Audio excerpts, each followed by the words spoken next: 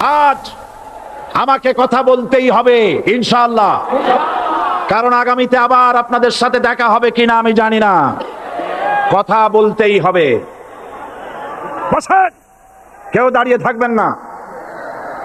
আমি দেখতে পাচ্ছি বাংলাদেশের ভাগ্য আকাশে উত্তর গগনে কালো মেঘ জমা হয়েছে। ঝড়ের পূর্বাভাস লক্ষ্য করছি। যদি মোকাবেলা করতে না পারেন সক্ষম ভাবে, এমন অন্ধকার গাঢ় কালো অমাবস্যার রাত আসতে পারে যার সুবে সাদে খাওয়া অসম্ভব। সুতরাং আপনারা কি কাপুরুষের মতো কাফের মুশরিকদের গোলামি করে মরতে চান? বিড়ালের মতো 500 বছর বেঁচে থাকার কোনো লাভ নাই। সিংহের মতো 1 ঘন্টা বাঁচতে চাই। আমাকে বলছে রাজাকার। শুনে রাখো চট্টগ্রামের লক্ষ লক্ষ জনতা, পার্লামেন্টে যখন আমাকে এই কথা বলা হয়েছিল, আমার পার্লামেন্টের কলিগ জাফরুল ইসলাম চৌধুরী বসে আছেন পাশে, প্রধানমন্ত্রী সুদ্ধা অন্তত 3 শতাধিক পার্লামেন্টের সম্মানিত সদস্যরা সেদিন বসা। 1997 সনের বাজেট বক্তৃতা যখন আমি করতেছিলাম, ডক্টর কুদরতে খোদা, নাম রাখতে কুদরতে খোদা, আসলে গজবে খোদা হলো ফিলিস্তিন।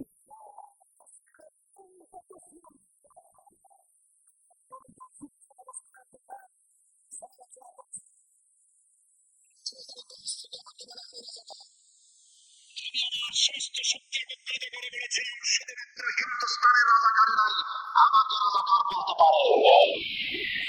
আমি বলেছিলাম 1973 সাল পর্যন্ত আমি বাংলাদেশের কোন রাজনৈতিক দলের নেতা এবং কর্মী ছিলাম না। আমি রাজাকার নই। আমাকে রাজাকার বলে যদি তাকেও প্রমাণ করতে না পারে 10 কোটি টাকার মানহানি মামলা দায়ের করব। আমার এই বক্তব্য সারা দুনিয়া শুনেছে। পার্লামেন্টে আমার এই বক্তব্য রেকর্ড হয়ে আছে। সেদিন 3 শতাধিক পার্লামেন্ট মেম্বারের কেউ আমার চ্যালেঞ্জ গ্রহণ করেন নাই। যে কোনো ব্যক্তি পার্লামেন্টে গিয়ে আমার বক্তৃতা দেখে আসতে পারেন। এরপরে 1997 সনের 7ই অক্টোবর দৈনিক জনকণ্ঠ পত্রিকা যখন আমার বিরুদ্ধে লিখলো, সেই পত্রিকায় সাইদির ওপেন চ্যালেঞ্জ 8ম পাতা, 1997 7ই অক্টোবর, এত বড় 2 কলামে হেডিং। সেখানে আমি বলেছি, বাংলাদেশের সকল সাংবাদিক, গোয়েন্দা বিভাগ, বাংলাদেশের সকল বুদ্ধিজীবীকে আমি আমার পিরোজপুরে আমন্ত্রণ করছি। আমার উপস্থিতিতে যদি কেউ প্রমাণ করতে পারে বাংলাদেশের স্বাধীনতা যুদ্ধের বিরুদ্ধে আমার কোনো ভূমিকা ছিল, সজ্ঞানে স্বেচ্ছায় জাতীয় সংসদের সদস্য পদ থেকে পদত্যাগ করব। 3 বছর পার হয়ে গেছে, আজ পর্যন্ত কেউ এই চ্যালেঞ্জের মোকাবেলা করে নাই। সুতরাং আমাকে যারা রাজাকার বলবে তারা পিতৃ পরিচয়হীন অবৈধ সন্তান। 1971 সনের, শোনো মুসলমানেরা, 1971 সনের কোন কাদা সাইদির গায়ে লাগে নাই। আমাকে রাজাকার বলে জনগণ থেকে বিচ্ছিন্ন করবা, জনগণ থেকে আমারে বিচ্ছিন্ন করা যাবে না। কারণ এই জনগণ আমার জন্য আসে না, এই জনগণ আসে আল্লাহর কোরআনের জন্য।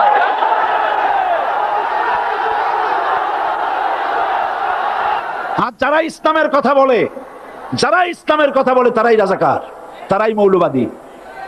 মৌলবাদী বললে আমরা অসন্তুষ্ট হই না, কারণ মৌলবাদী শব্দটা আসছে মূল থেকে। মৌল শব্দ এসেছে মূল থেকে।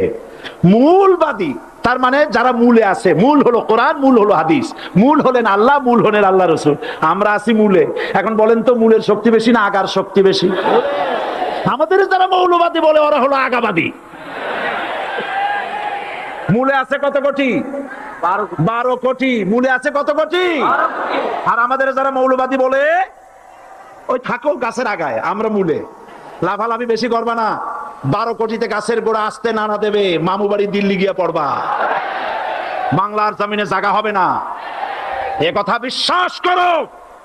বাংলাদেশের মুসলমানদের শরীরে 1 বিন্দু রক্ত থাকতে শয়তানের তৈরি করা ধর্মনিরপেক্ষ মতবাদ বাংলার জমিনে কায়েম হতে দেওয়া হবে না, হবে না।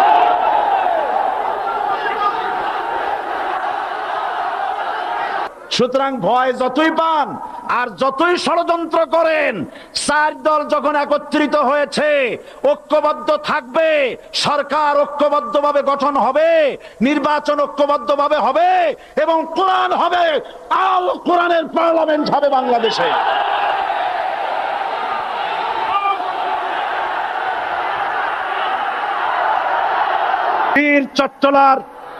বীর চট্টলার মুসলমানেরা, বীর চট্টলার মুসলমানেরা, স্বাধীনতার ঘোষণা এই চট্টগ্রাম থেকে স্বাধীনতার মহান ঘোষক প্রেসিডেন্ট জিয়াউর রহমান সাহেব দিয়েছিলেন। এই চট্টগ্রাম থেকেই ইসলামী রাষ্ট্রের ঘোষণা হবে।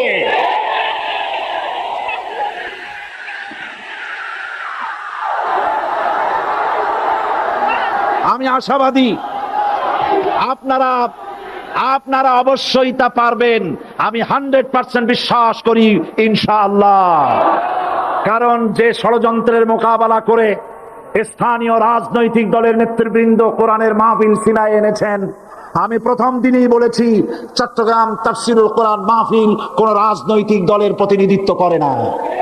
এটা কোন জামাত শিবিরের একক সম্পদ নয়, এটা চট্টগ্রামের মুসলমানদের কলিজার টুকরা তাফসীরের মাহফিল। সুতরাং এই মাহফিল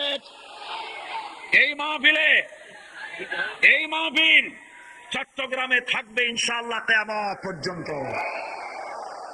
144 ধারা 288 হয়ে গেছে, ষড়যন্ত্র পায় পায় চলে গেছে। আমি ওই সব ছেলেদের বলি, সরকারি দলের ছাত্র হইয়া মুসলমানদের বিপক্ষে যাইও না। এদেশের ভাগ হয়ে গেছে দুটো শিবির, বোঝাই যাচ্ছে। একদিকে ভারতের পা চাটা গোলাম,